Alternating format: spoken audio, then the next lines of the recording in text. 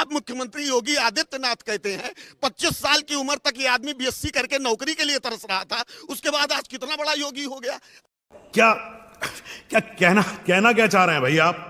इनको नैरेटिव बनाना आता है। मीडिया का फेलियर ये है कि ये तो भला हो मार्क जुकरबर्ग का, भला हो यूट्यूब वालों का कि कुछ लोग पैदा हो गए, अब जनता कुछ सच्चाई जान ले रही है, वरना फिर वास्तविकता ये है कि ये जितना भी मीडिया मैन है उन्होंने एक आदमी को, गधे को शेर का खाल पहनाकर उसके बाद साबित किया। आप बताइए, अभी पिक्चर अभी बाकी है मेरे दोस्त। चलो भाई देखो अब मैं क्या करता हूँ।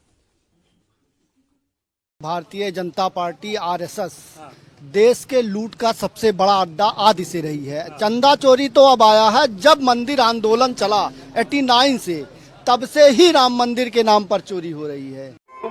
Good question, you are a good question.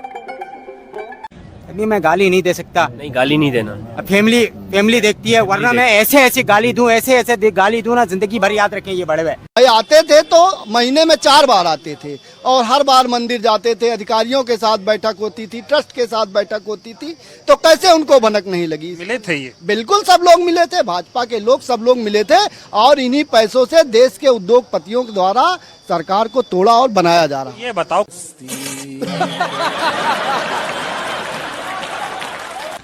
तू समझा? हाँ। नहीं, तू समझा नहीं। चढ़ावा चोरी हुआ है, इसको अयोध्यावासी कैसे देखता? थोड़ा डिटेल में बताइए, कैसे चोरी हुई, क्या पूरा प्रकरण अयोध्या में चल क्या रहा? अयोध्यावासी पूरा समझ रहा है कि लंका का राजा रावण जब सीता जी का हरण करने आया तो वो भी साधु बन के आया था। इन्होंने हिंदुस्तान के भक्तों की गाढ़ी कमाई जो श्रद्धा से वहां दान किए थे, उसको साधु बन करके लूटा। इससे बड़ा कृत्य और कभी नहीं हो सकता है जो अयोध्या के अंदर सत्ता संरक्षण में हुआ है। शाबाश बेटा, बहुत बढ़िया मुन्ना। ये बताएं। और ये गुजरात के व्यापारी हैं, इन्होंने अयोध्या में राम के नाम पर पूरा व्यापार खोला है। अभी साथियों ने बताया आपको, आवाम के लोगों ने अभी आपको बताया कि इन्होंने यहाँ व्यवसाय किया। अच्छा, मैं कुछ लोगों से आज बात कर रहा था, वो लोग कह रहे हैं इकलौता मंदिर है जिसपे आरएसएस के लोग हावी हैं, यही वजह है कि देखो किस तरह से डाका डाल दिया। आरएसएस के लोग इस मंदिर पे इसलिए हावी हुए कि जब इस समय इसका निर्माण हुआ तो उस समय ये सत्ता में थे, तो जो चाहा मनमाने ढंग से अपना अरेस्ट ट्रस्ट बना के पूरा कब्जा कर लिया। अब तिरुपति की बात करेंगे तो पहले बना था, इनका अतः पता नहीं था तो वहां नहीं कर पाए। अगर इनके समय में हुआ होता ये काम वहां भी करते।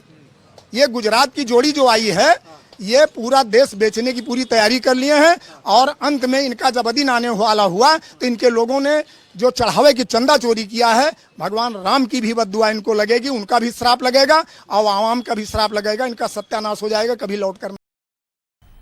मजा आया और मैं ये जो मजा है हिंदुस्तान के हर व्यक्ति को देना चाहता हूं।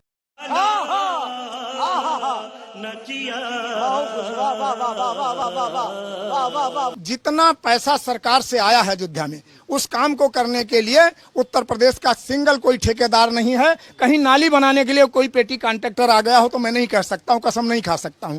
सब गुजरातियों को भेजा, गुजरातियों ने विकास के नाम पर सारे कामों को, आप अयोध्या में आए हैं देख लीजिए जाकर के टहल के, जो नाली खोद दी गई वैसे पड़ी है। विकास के नाम पर एक बार लूटा गया, काम को आधा छोड़ा गया, रिवाइज एस्टीमेट जा रहा, दोबारा डकैती की तैयारी हो रही है। कितने तेजस्वी लोग हैं हमारे पास, कितने शानदार विचार रखते हैं जी। वाह क्या सीन है, वाह क्या सीन है।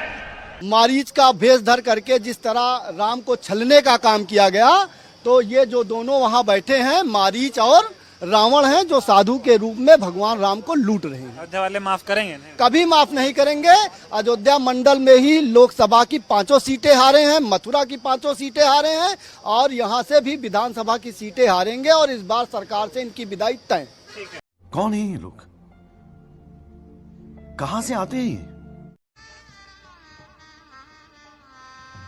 गजब बेइज्जती है। कैसे कैसे लोग रहते हैं यार यहाँ पर। चलो तुमको पागल कुत्ते का गाड़ी उठा के ले जाएगा, बता रहे हैं हम।